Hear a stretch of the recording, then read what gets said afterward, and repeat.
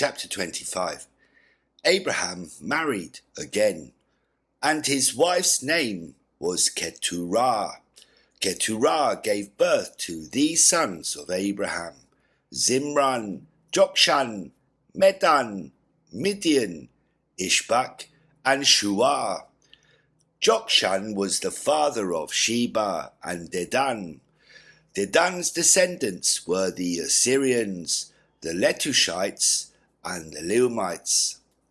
The sons of Midian were Ephah, Hanok, Abidah, and Eldaah. These were the descendants of Keturah. Abraham left everything he had to Isaac. But while he was still living, Abraham had given gifts to the sons of his concubines. He sent them away from his son Isaac to a land in the east. Abraham lived 175 years. Then he took his last breath and died at a very old age.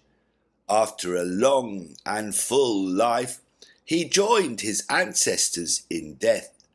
His sons Isaac and Ishmael buried him in the cave of Machpelah in the field of Ephron, son of Zohar the Hittite. The cave is east of Mamre. This was the field that Abraham had bought from the Hittites. There Abraham was buried with his wife Sarah. After Abraham died, Elohim blessed his son Isaac, who settled near Beer Lahai Roi. This is the account of the descendants of Abraham's son Ishmael. He was the son of Sarah's Egyptian slave Hagar and Abraham. These are the names of the sons of Ishmael listed in the order of their birth. Nebaioth, Ishmael's firstborn; Kedar, Atbil, Mibsam, Mishma, Duma, Massa, Hadad, Temar, Jetur, Naphish, and Kedemah. These are the sons of Ishmael and their names listed by their settlements and camps, 12 leaders of their tribes. Ishmael lived 137 years. Then he took his last breath and died. He joined his ancestors in death. His descendants lived as nomads from the region of Havilah to Shur, which is near Egypt, in the direction of Assyria. They fell upon the land, brothers. This is the account of Abraham's son Isaac and his descendants. Abraham was the father of Isaac.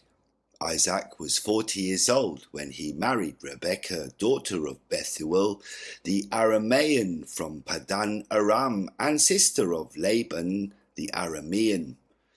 Isaac prayed to Yahweh for his wife because she was childless.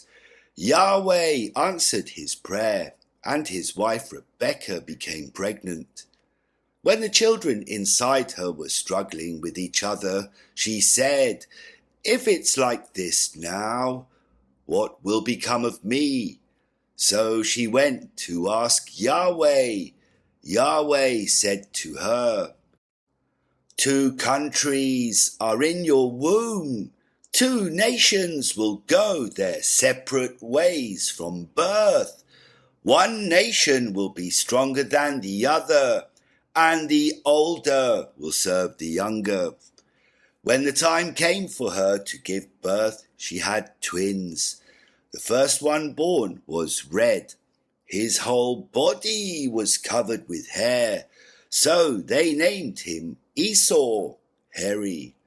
Afterwards, his brother was born with his hand holding on to Esau's heel, and so he was named Jacob, heel.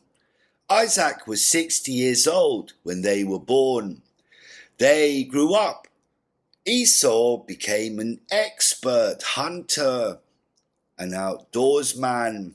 Jacob remained a quiet man, staying around the tents.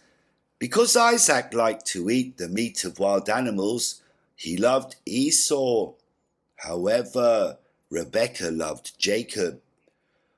Once Jacob was preparing a meal when Esau, exhausted, came in from outdoors.